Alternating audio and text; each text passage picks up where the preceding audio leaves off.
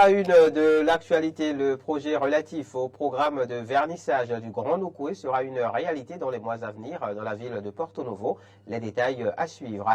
À la une aussi une belle délaissée, un commentaire de la rédaction sur l'aspect que présente aujourd'hui la place de l'Étoile Rouge de Cotonou. Puis sur le continent, au Nigeria notamment, les experts prédisent une nouvelle hausse des prix du carburant.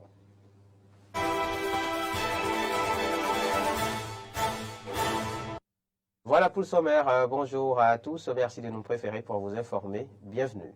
C'est une bonne nouvelle pour la ville de Porto Novo. Le projet relatif au programme de vernissage du Grand Nokoué sera une réalité dans les mois à venir grâce au financement de la Banque européenne d'investissement et du budget national. C'est ce que nous apprend notre correspondant sur place, Prince Martial Agoliabo. Un nouveau projet pour la ville de Porto Novo. Il s'agit du programme de vernissement du Grand Nokoué. Pour le démarrage effectif du dit projet, le maire de la ville capitale, Charlemagne Yankoti, la délégation de la CIRAT entendait Société des infrastructures routières et de l'aménagement du territoire, ainsi que la Banque européenne d'investissement BIE, ont eu droit à la visite de plusieurs sites. François Adomadjer, directeur des opérations à la CIRAT Bénin, nous parle ici de l'objectif du projet de vernissement du Grand Nokoué. Nous étions tout à l'heure sur l'eau. Nous avons visité la berge Porto Novo où nous avons eu l'occasion d'observer depuis l'eau les aménagements qu'on peut faire pour valoriser ce patrimoine qui appartient à la ville de Porto Novo. Donc voilà, aujourd'hui nous sommes actuellement au niveau du site de Tonouké où nous sommes venus voir qu'est-ce qui est possible de faire au niveau de la forêt que nous voyons devant nous, valoriser la forêt que nous avons qui est naturelle pour permettre aux Porto-Noviens d'avoir des sites préservés de toute occupation humaine, de la démographie qui est aujourd'hui galopante et qui grignote la forêt. L'objectif de ce projet, c'est de permettre à la ville d'augmenter sa capacité de résilience par rapport aux effets du changement climatique que vous savez qui aujourd'hui menace toutes les villes côtières. Quel est le coût global du projet et à quand sa réalisation pour le bonheur des populations de Porto Novo? François Adomadjer nous le précise. Actuellement, nous sommes en phase d'instruction. Nous sommes en train d'étudier le projet. Et pour être concret, nous avons encore autour de 6 mois pour pouvoir finir concrètement l'instruction de tout ce projet. Donc, pour pouvoir démarrer le projet, il faut attendre au cours de l'année 2024 pour le démarrage. Ce sera financé par la BEI et le budget national. Le coût global, parce qu'il s'agit d'un grand programme qui concerne 5 villes au sud du Bénin, donc c'est le Grand Nokoué. Aujourd'hui, à l'état actuel de l'étude, c'est un projet estimé à 160 milliards de francs CFA. Ils ont touché du doigt les sites à réaliser pour faire de Porto Novo une ville capitale hautement attrayante. Pour le maire Charlemagne Yankoti, c'est Porto Novo qui est honoré grâce à la vision et au dynamisme du chef de l'État, Patrice Talon. Et c'est le lieu de saluer encore la vision du chef de l'État et l'engagement de tout son gouvernement. Et de même que les partenaires qui ont pris l'engagement d'accompagner le Bénin sur ce grand projet. Porto Novo est honoré parce que nous avons la chance de faire partie du Grand Nokoué. Et comme vous le savez déjà, nous avons la chance déjà de commencer un projet dans le cadre de notre résilience par rapport au changement climatique à travers le projet Porto Novo Ville Verte qui se déroule à merveille et qui d'ici quelques mois sera atteint pour la première phase, nous l'espérons bien. Il a saisi cette opportunité pour formuler quelques doléances à la CIRAT quant à l'aménagement de quelques vallons. Au niveau du vallon de Donouké, et comme vous le savez, c'est un vallon qui a eu un peu de problème tout dernièrement à cause de l'installation du pipeline qui a bouché la sortie de l'eau vers la lagune. C'est ça qui a expliqué un peu l'inondation qu'on a constatée. Et comme vous le voyez, il y a encore de l'eau dans le collecteur. Nous espérons que ceci permettra aussi à la CIRAT de voir ce qu'il y a lieu de faire si le projet ne le prenait pas en compte. Réaménagement du jardin des plantes et de la nature, création d'un grand parc naturel, préservation des zones naturelles, autant de réalisations dans la ville capitale Porto Novo grâce au financement de la Banque européenne d'investissement BEI et du budget national. Voilà donc par rapport à ce projet relatif au programme de verdissement du Grand Nokoué.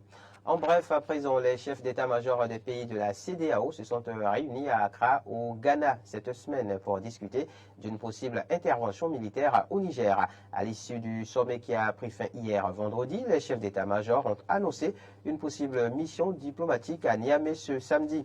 Cette réunion qui se déroule 10 jours après que la conférence des chefs d'État de la CEDEAO a donné son feu vert à une éventuelle opération militaire a connu la participation des chefs d'état-major du Nigeria, du Ghana, du Bénin, du Sénégal, de la Gambie, du Togo, de la Sierra Leone, de la Côte d'Ivoire et du Libéria. En marge de la cérémonie d'ouverture, un haut responsable de la CEDEAO a affirmé, je cite, « Les États membres vont mettre en place une mission de soutien à la stabilisation. Nous allons accomplir notre tâche dans un chronogramme raisonnable. » Le commissaire chargé des affaires publiques de la CEDEAO a assuré de son côté que la force en attente a déjà assez d'hommes pour une opération et que celle-ci possède suffisamment de ressources propres. Pour lui, le soutien financier des pays occidentaux n'est pas indispensable, même si cette aide serait bienvenue. Notons que ces déclarations interviennent 24 heures après que la Russie a appelé à une résolution pacifique de la crise nigérienne. Les pays comme le Burkina Faso et le Mali ont indiqué qu'une opération militaire au Niger serait assimilée à une déclaration de guerre à leur endroit et qu'ils prendraient des mesures de riposte tout en se retirant de la CEDEAO. Et sur la crise au Niger, toujours, et face au débat que soulève la fermeté de la CEDEAO dans sa gestion, Wilfried Léandre Rungwidi, le porte-parole du gouvernement, a répondu aux questions des confrères du service public. Écoutez. L'accaparement du pouvoir par les armes entraîne sur l'impasse, justement. Parce que c'est la loi de la jungle, c'est la loi du plus fort du moment. Vous êtes plus fort, vous avez pris le pouvoir. 10 jours après, quelqu'un d'autre est plus fort, il prend le pouvoir. 6 mois après, quelqu'un est plus fort que vous, il prend le pouvoir. 1 an après, il prend. Donc l'instabilité devient chronique. Et cela va engendrer ou en rajouter à l'insécurité. Et à la fin, c'est le peuple qui est perdant. Le peuple ne s'en sortirait pas. Les gouvernants n'auraient plus le temps, la latitude d'organiser l'administration politique de la cité. Eux, ils n'auraient pas les mêmes problèmes de manque que les peuples, et le peuple est le gros perdant dans cette affaire. C'est pour cela que, en démocratie, l'éducation citoyenne doit nous amener à comprendre que oui, nous faisons un choix pour 3 ans, pour 10 ans, pour 5 ans, pour 6 ans, pour 7 ans, c'est selon. Et quand nous avons fait ce choix, il y a de bons aspects et il y a de moins bons aspects. Et sur l'expérience, nous gagnons à améliorer la pratique sur les moins bons aspects, afin que, à la prochaine échéance, nous tenions compte du bilan, positif et négatif compris, pour faire nos choix, afin que, à l'étape d'après, nous ayons collectivement progressé. Mais si nous prétestons des manques du moment, pour dire, de toute façon, ça ne marche pas, il faut arrêter ça, on s'en sortira jamais et on n'y arrivera jamais. Donc, il n'y a pas d'excuse au XXIe siècle pour justifier un coup d'État, un push ou une prise d'otage. D'ailleurs, les militaires eux-mêmes en sont si conscients que il n'y a pas eu coup d'État au Mali, il y a quelques années là. Le Mali vient d'adopter une nouvelle constitution, M. Sonovo. Et je suis sûr que vous l'avez vu, mais vous faites exprès de ne pas l'évoquer ici pour que les populations qui nous écoutent comprennent bien que le danger que nous soulignons, les militaires eux-mêmes en sont conscients et le soulignent. Qu'est-ce que les militaires maliens ont mis dans la nouvelle constitution qu'ils viennent de faire adopter par le peuple? Article 187 de cette nouvelle constitution. Tout coup d'État ou push est un crime imprescriptible contre le peuple malien. Allez-y comprendre quelque chose. Ce sont des militaires qui ont écrit ça, ce n'est pas des civils. Et ce sont des militaires qui ont pris le pouvoir par les armes. Et qui disent, bon, ce que nous on a fait, c'est amnistier. On ne doit plus en parler, on ne nous juge pas, on n'ouvre plus ce dossier, mais dorénavant, si un militaire ou un politicien s'entend avec des gens pour prendre des armes, pour faire un coup d'État, c'est un crime imprescriptible. Ce sont des militaires, encore une fois, ce n'est pas des civils. Ça veut tout dire. Et si vous avez lu ça, vous comprenez que la CEDEAO puisse tenir cette position face au cas nigérien. Vous comprenez qu'elle dise plus jamais sur notre continent, dans notre sous-région, cela ne doit se passer ici. Et alors, il n'y a plus d'excuses. Et là, il faut aussi faire entendre ça à tous ceux qui pensent que la CEDEAO en fait de trop face au Niger, qu'il faut tolérer. Il faut leur faire entendre que ce sont des militaires maliens qui a écrit ça dans leur constitution. Tout à fait autre chose à présent. Nous sommes au mois d'août et la place de l'Étoile Rouge de Cotonou ne présente pas l'aspect qu'on lui connaissait jadis à la même période de l'année. Cette place publique n'a bénéficié d'aucun embellissement. Le monument aujourd'hui, à en croire Clémence Tonoucoin, est-elle une belle délaissée? Suivez. La place de l'Étoile Rouge, principal monument témoin de l'histoire de la période révolutionnaire dans la ville de Cotonou, n'est plus l'objet de grandes attractions en termes de monuments érigés dans la capitale économique du Bénin. D'autres points d'attraction, comme la place de l'Amazone, lui ont ravi la vedette. Dans un passé récent, la place de l'Étoile Rouge faisait peau neuve à l'approche de chaque célébration de la fête de l'indépendance. Mais depuis 2 ans que la fête a été délocalisée, le monument ne bénéficie plus des mêmes soins. La propreté des lieux ne pose aucun problème puisque la Société de gestion des déchets solides du Grand Nokoué SGDS veille au grain. En témoigne la présence sur les lieux de quelques agents de la société et de leurs outils de travail. Par contre, le monument ne bénéficie plus de nouvelles couches de peinture. Mais doit-on toujours attendre des événements spécifiques pour garder l'ensemble des monuments du pays beaux et attractifs?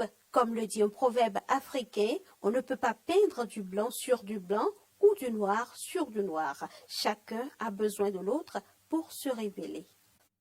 Un mot de l'actualité internationale à présent sur le continent, au Nigeria notamment. Les experts prédisent une nouvelle hausse des prix du carburant. L'inflation ne rajoute pas non plus 10 points au président sortant de ce pays qui a entamé une série de réformes économiques. Les détails avec les confrères de RT France. Le président nigérian, Bola Tinubu, a déclaré que le prix des hydrocarbures n'augmenterait pas dans un avenir proche.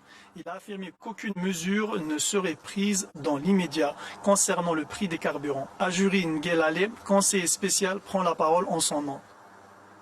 Mr. President wishes to Monsieur le Président tient à assurer les Nigérians, suite à l'annonce faite hier par la NNPC Limited, que les prix à la pompe du carburant de type moteur Spirit n'augmenteront nulle part dans le pays. Nous répétons les propos du Président. Il n'y aura pas d'augmentation des prix à la pompe du carburant de type moteur Spirit.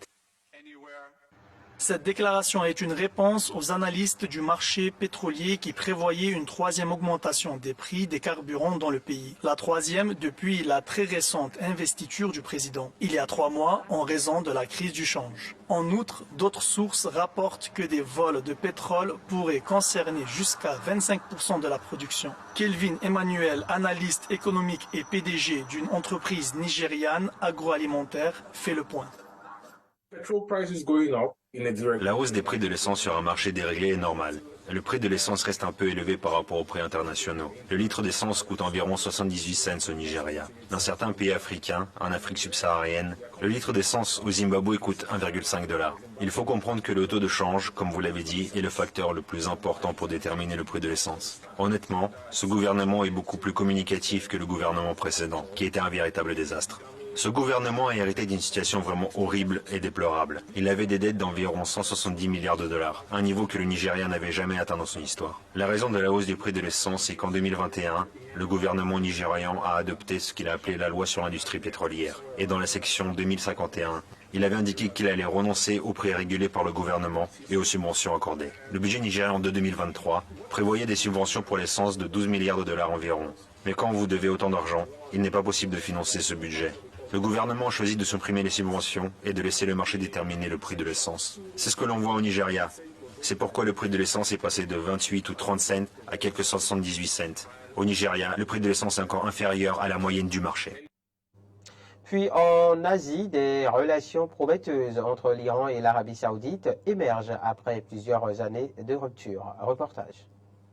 Après 7 ans de rupture des relations diplomatiques entre Téhéran et Riyad, le ministre iranien des Affaires étrangères, Hossein Amir Abdollahian, a rencontré le prince héritier saoudien Mohammed Ben Salman dans la ville de Jeddah, en Arabie Saoudite. Les deux responsables ont discuté d'une coopération possible dans un avenir proche entre les deux pays. La réunion s'est déroulée en présence de l'ambassadeur d'Iran à Riyad, Ali Reza Enayati, et du ministre des Affaires étrangères, Faisal bin Farhan bin Al-Saoud.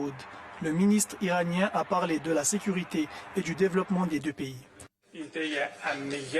Nous sommes persuadés que l'idée de parvenir à la sécurité et au développement dans la région est une idée qu'on ne peut pas fragmenter. Nous avons constaté aujourd'hui que les relations entre nos deux pays évoluent dans la bonne direction. Nous sommes certains que ces réunions contribueront à l'unité du monde islamique. De son côté, le ministre saoudien des Affaires étrangères a mis l'accent sur les bénéfices et les intérêts de la coopération entre les deux pays. Notre réunion d'aujourd'hui est une continuation de démarches entreprises visant à mettre en œuvre l'accord prévoyant la reprise des relations diplomatiques, ce qui représente une plateforme clé dans l'histoire de nos deux pays et une voie vers la sécurité régionale. Finalement, une nouvelle relation s'établit dans la région, mettant en avant de nouvelles priorités telles que la lutte contre le terrorisme, la politique externe des idéologies et les influences au Moyen-Orient, au Liban, en Syrie et au Yémen. Fin de cette édition. Merci pour l'attention. Bonne suite de programme sur nos antennes.